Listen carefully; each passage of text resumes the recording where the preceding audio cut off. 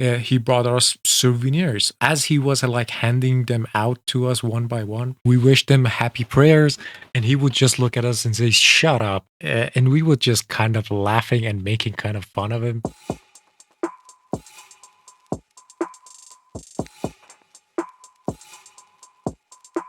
So, hello and welcome back to AK Reacts. I'm AK. For anyone new or those that have just joined us, hello, welcome to my channel. I'm AK. I'm an ex-conscript of Islamic Republic of Iran's Law Enforcement Corps. I've done majority of the things you would certainly associate with the military. I've been at guard duty, I've been on patrol, I've done my work in escort services, and worked as a hand for the armory. And for the lack of a better word, I have fallen in love with the campfire stories that Mike Burnfire and Zack Hazard have been doing for this long amount of time. I'm not sure in how long it goes because most of the videos I'm reacting to are at least like 3 or 4 years old. And as you have all seen the title at this point, we have another campfire story. This one is named Wild Hog.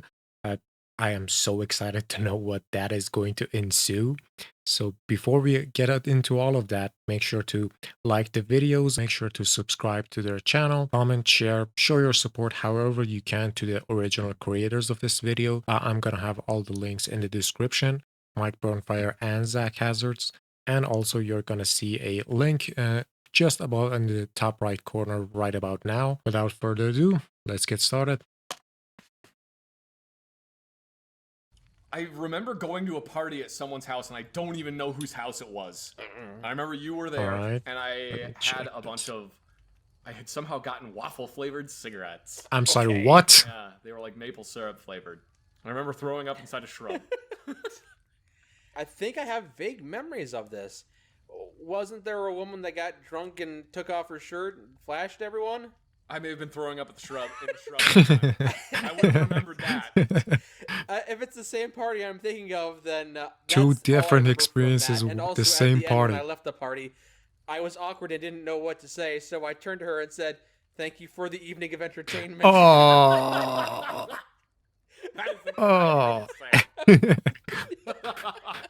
I like your booty.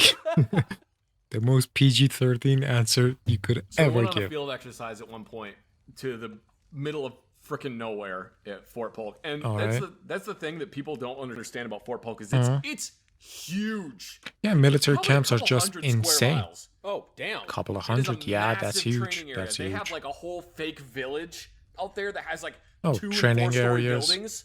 Yeah, that has just like cameras and everything in it. It's Fort Polk is massive, and a lot of it is just forest and whatever. So we're out in the middle of nowhere on a field exercise, and I've been eating nothing but MREs. I am when I say in the middle of nowhere, I literally mean in the middle of nowhere. It was nothing is like an hour anywhere. drive through heavily rutted back roads Yeah. to get to anything. And I'm supporting an infantry company that is, man, I don't know, probably 100 yards down the road. Okay. For some reason, they didn't want me in their camp. I don't know why. Why? That guy keeps fixing my guns without my consent. Right? They didn't. It's just baffling. Actually, the snipers would get really mad at me when I would go to fix their guns. Yeah. Because Someone's I have that to- I very have to picky, do, like, yeah. Annual weapons gauging on their guns, but they get really mad anytime I would touch them. You must my zero. Yeah, they would get really mad anytime I touched their guns, so I would have to sneak over to the companies and do annual weapon inspections on their guns when they weren't there. I God, guess that when you're, must like, have been depends so on your awful. firearm, you're understandably a little touchy. Yeah. Anyway, they're like 100 yards down the road. I Yeah, have about my 90 5-ton meters. truck. Because there's no field kitchen or anything, I've just been surviving off MREs, and this is day 3. I gotta poop real bad. This has to happen. So I'm looking around. And You I know it's realize gonna that be condensed there's as hell. no porta Ew. potty anywhere. So I walk over to where the infantry company is. They've got their little barbed wire gate set up, and they're being all cute out there and pretending that they're actually on like a military exercise. And They're pretending LARPing. I walk up and they're like, "State your name and rank," and I'm just like, "Dude, okay, I gotta take a crap." I'm literally right down there. I'm the guy that fixes your guns. You remember me? I have to take a crap. Where's your porta potty? We don't have any out here. What do you mean you don't have any? They didn't out even here? bring Where do you one for poop? And they're like, themselves? "Oh, we just dig a hole in the ground and go, oh, fine, all right, fine, whatever." So I go walk away from where my truck is, and I find a nice tree, and I just kind of lean against it and do my business. I start hearing. It's getting louder. It's getting louder. Someone louder. coming by? Man, why is that so freaking loud? I look over my shoulder behind me, and I can see the truck heading right towards me. And that's when I realized that I am literally pooping right next to a road. Oh. And it's not like it's still a dirt road. Yeah, it's a way for them just to come and wasn't go. well-defined. You Still, thought you were in right? the wilderness? I thought I was in the middle of the woods, but Oh. it was a dirt road. And all of Charlie Company goes rolling by, Damn. and they're all looking over the side of the truck. There's a dude pooping down there. It's like, great. Take Lovely. a picture, it'll last longer. It's like, man, fuck you guys. I'm like, I should throw the roll of toilet paper at him. No, you're gonna I'm need still it. holding on to that. I need that to wipe. Yeah, What yeah. can I throw at him? I don't have anything to throw at him. Throw the poop at him. I'm not picking that up. So yeah, all of Charlie Company saw me taking a crap in the middle of the woods. And then, like, a couple weeks later, one of the guys came down to get, like, some weapons fixed. And he's like, hey, weren't you that guy that was taking a shit? I was like, shut up. There wasn't a porta potty. I don't know what to tell you. Yeah. Seeing me at field exercise towards the end of it, I was sitting At that point, you had to like dare him to tell you like what else he could do. Like where the hell do you shit? I would have asked them that. If he had a better option, I would have listened to him. But considering that they were doing the same, why were you judging? That's just so maddening. by my truck. I'm reading a book and I start smelling like a campfire. That's weird. Is there like a forest fire going on? Because you're not allowed to have fires when you're out in the field. It shows your position, yeah. Negligent and start fires if that were the case. Yeah, probably. They would probably actually start a forest fire because yeah, people yeah. in the military That are too, stupid. but Couple 100 meters away, I can see fire. It's inside this infantry company's camp. So I get up and I go so over it is there, the and there's boundaries of a big company. old fire going. And I am not even kidding. There's a wild boar on a spit. What? What? They caught What? a wild boar?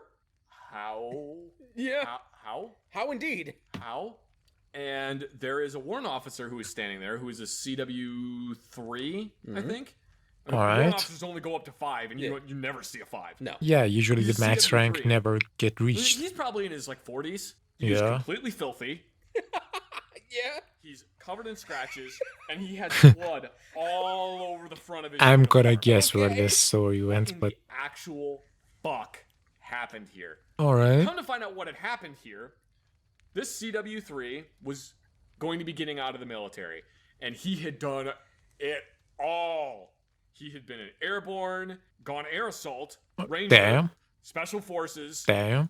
He'd done everything. He had a laundry list of achievements. Yeah. Yeah. The rack on his Class 8 uniform is like bigger than your freaking head. He actually had a second rack. Yeah. Well, he was going to be retiring from the military. And they basically were like, well, we'll put you in a cushy desk job until you're retired from the military. And he's just like, fuck that. You put me in an infantry company. So he just requested to be in an infantry company, and they put him in one because he's a CW3. What are you Yeah. going to do? Say no? Yeah. They're out in the field one day, and there's wild boar because they are everywhere in Louisiana. They're an invasive species. They hate them. This wild boar goes tearing ass through their camp. And this CW3 looks at the lieutenant that's standing next to him, just slaps his M4 into the lieutenant's hand and goes, hold this. Goes off into the woods. He didn't shoot it. He grappled He with it gave to away the ground. gun They and didn't see him for 2 days. went after them? 2 days, Shit! he was just gone. 2 days! Right? And granted, that might be an exaggeration. I don't know. Because a lot of tall tales get thrown around in the military. I'm only relaying the information that was given to me. Alright, understandable. That's a decent enough explanation for why there's a boar on a spit. Yeah. And he comes back one day, dragging this wild boar behind him, covered in blood. Chief, where the fuck were you? And he was like, I saw that wild boar. I wanted to kill it. What? What? Crawled around on the ground, tracking down this wild boar. And I'm eventually got close speechless. enough to I'm it and just genuinely- jumped on its back and slit its fucking throat. That's some Rambo He's shit standing right there. covered in dirt and blood. It sounds like a tall tale, but you saw him. Yeah, if He the guy is... bloody as all get Yeah, out. exactly. If And he's he has brought the it back, and they're marks. like, we don't know what the fuck to do with it. And he's like, I'll start a fire. We'll cook it up and eat it. And they're like, Chief, we can't do that. He's like, who's going to tell me no? True, About to get out of the true. military, and he's a CW3. Yeah. Nobody's going to tell him no except for a general. And then the general's probably going to be like, that's fucking badass right there. And he's like, Yeah. Shit, yeah, it is, brother. You get the hawk. It just blew my mind when that happened. And That's that was the insane. moment that I was like, man, I fucked up. I should have tried to go into warrant officers. So I could have done whatever the hell I wanted. Nobody would care. Wish I could have wrestled a pig. Was I mean, so try, bad by that. yeah. Long story short, I joined pig wrestling varsity. Silver piping. I honestly, every time I tell that story, I feel like people are very incredulous about it, and I fully understand, because if somebody told me that story, I would not believe it. There is no way I would believe Understandable, that story. yeah. He probably wasn't gone for 2 days. Some details may have been exaggerated. Yeah. But you saw it. He may Those have are the been gone spice for a of the couple story. hours. Yeah. Might be a bit Baffling. more, Yeah. bit less. The moment I realized when I was in the military that I kind of wish that I would have gone to warrant officer school or become like a helicopter pilot or something was on the convoy live fire exercise. We had helicopters that flew around with us, and they had simulated guns on them. They would go pew, pew, pew, pew, and shoot at things. It was really cool. All right. But the Yeah, helicopter conditioning landed you before to we were gonna do one of understand where the convoys, and pilot battlefield is gets going out. to be. And he gets out and takes his pilot helmet off, lights up a cigar, comes walking up to us. And he's like, "All right, so you guys are the convoy we're supporting. Aw. We're gonna do this, and just try not to A get in my way. helicopter Don't shoot pilot blanks is at the definitely fucking an insane helicopter." one. And I was like, "Oh, I should have been a helicopter pilot. That's so cool." So many other better jobs you could have done. They definitely Stick have it their up with riz, guns. yeah. Damn it, you hate guns. I hate guns. I told you about tasting guns, right? Sorry, what? You refresh my memory. People would bring 50s to me, and they would be like, "It's running really rough. I don't know if there's something wrong with the locking block." So I'd run my finger across like the inside of it and get a bunch of oil on it, and then stick it on my tongue to taste it. 'Cause Ew, we could taste but metal shavings, okay. and that meant that the tolerances were wrong. But then Oh. people would just constantly spread this rumor or this thing of Zack licks the inside of machine guns. Zack's eating oil in there, and I'm like, "I am robot." I'm not He's the eating gun oil, whisperer. tasting oil to see if it's a good vintage. Tasting it to see what vintage it is. Yeah, that one's done too. These last couple of videos were pretty damn short. I like this one nonetheless. That commander and the hog story was just insane, to be honest. It was extremely fun. I mean, none of my commanders were just like that in the field. Like, we couldn't go out and camp somewhere. But I've definitely had commanders that were like people of action rather than just words. They definitely cared about how they show themselves and how they actually behaved. Completely showed that. I've had good and bad commanders. The goods were really good. The bads were a bit abnormal, but not really bad. They had their own quirks, if you may. The good ones were just insane. Like, I've had commanders that were religious as it gets. All right, not everyone in the forces are even religious. It's not like very kept secret. If you see them at the prayer room, you know they're religious. If you don't, well, you know where they stand. All right, and mind you, prayer rooms were just a necessity in almost every single like organization, government building, precincts, just everywhere. They need to have a prayer room. Guess that's like the staple of Islamic Republic, I believe. We had a prayer room in our precinct. The only people that would go there were the captain and the vice captain. Their ranks don't necessarily translate well, but the guy I'm calling captain is like the 8th rank in the ladder of how you go up. But if you wanted a scale for it to go up the ladder and be in the rank that my captain was, you would have to have like 8 different promotions from where you started.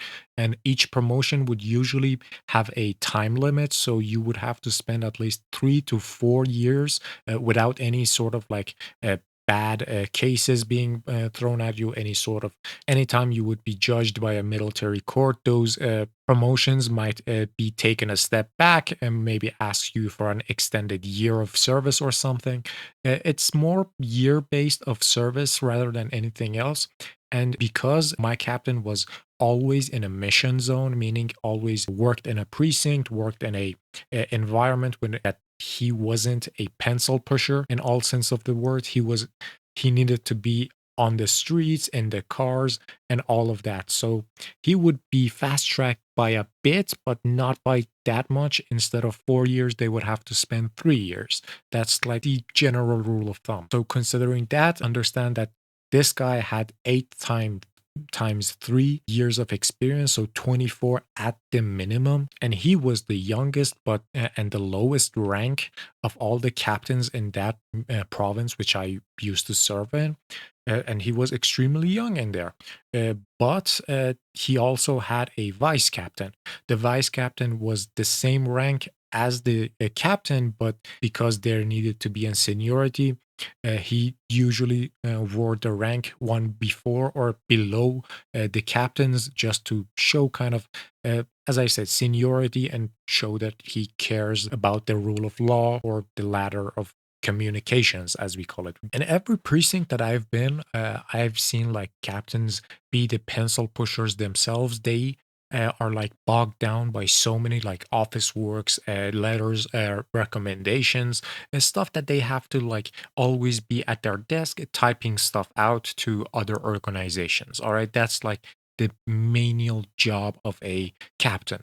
The last place I served, precinct that I served in, was with this captain, and this captain had changed all the rules that I seen up to that day. The vice captain was in charge of all the letters, all the trainings, all the anything that was done with the desk.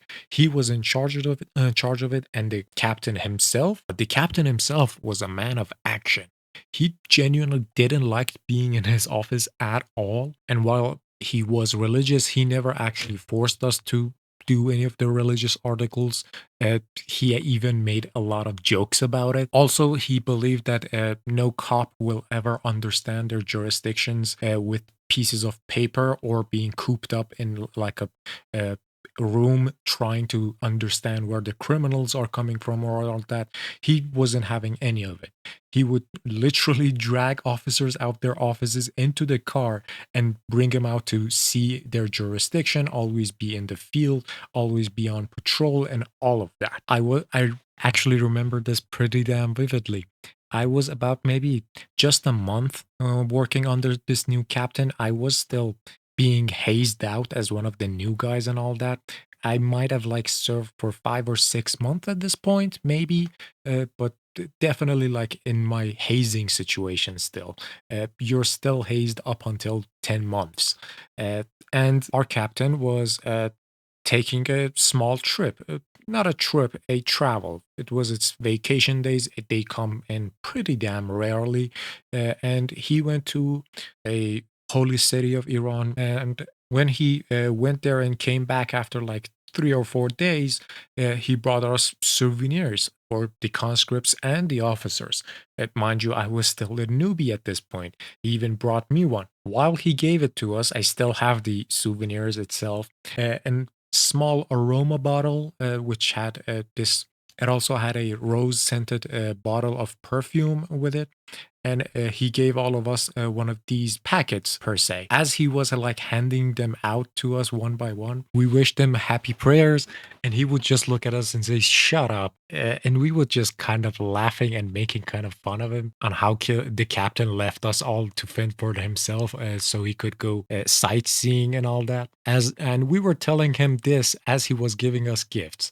After he gave all of us these packets, he looked at us and smilingly and sarcastically said, "I've never seen any of you heathens in the prayer room, so bringing souvenirs from a holy city to you all is just wasted on you. So I brought these souvenir packets. These are supposed to be given by you guys to your father. I did not buy these for you heathens, you infidels," while still making fun of us. But I bought these for your fathers. I liked my last captain, honestly. He was just insanely fun. He never forced us to do anything, and he definitely required more of his officers than his conscripts being like someone like me. I remember vividly him telling all the officers that these conscripts are entrusted to us by their families so that they could be kept safe. We are to keep them safe as a part of our service and protection, and they are only supposed to do their sacred duty of protecting this country during their conscription. He was genuinely a very cool guy. I still miss him.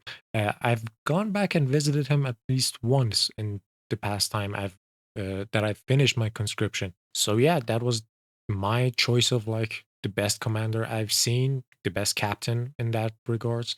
But the hog story itself, I'm gonna be 100% honest. I've told you all that I'm not really religious. You can find a lot of Iranians are like me. One more part of this story that I kind of wanted to say.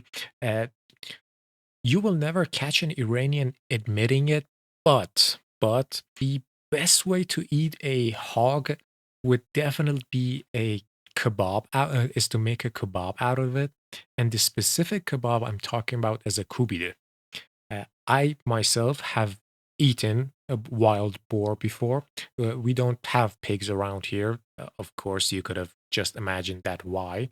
Wild boars are pretty damn not very like invasive, but they do exist, and some of them, as the name suggests, are wild. It might they just show up somewhere that they don't even have a business to, but they do. And one such thing has happened. I had a friend that had a farm outside the city.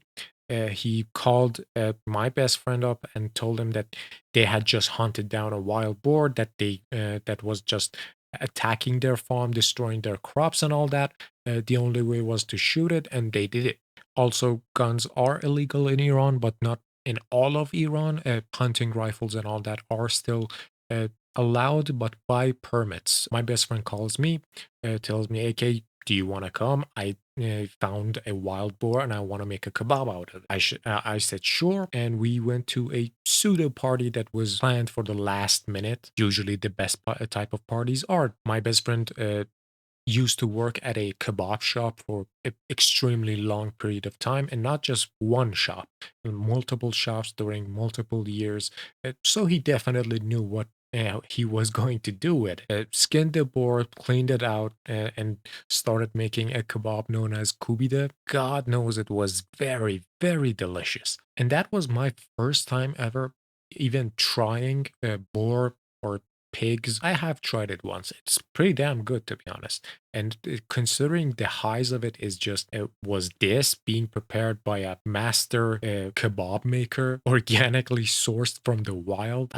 I don't know. I don't think there's gonna be much that's gonna top it. But yeah, been there, done that. Would definitely give a spit roasted pig a chance. I've just seen it so many times. It has become a fantasy to get it. I'm gonna write down that in my bucket list now. Alright everyone, that was all for this video. Make sure to like, subscribe, comment to the original creators of this video. And if you like it, maybe do the same for me. I've ranted on enough. Thank you all for watching. New videos every week. Goodbye.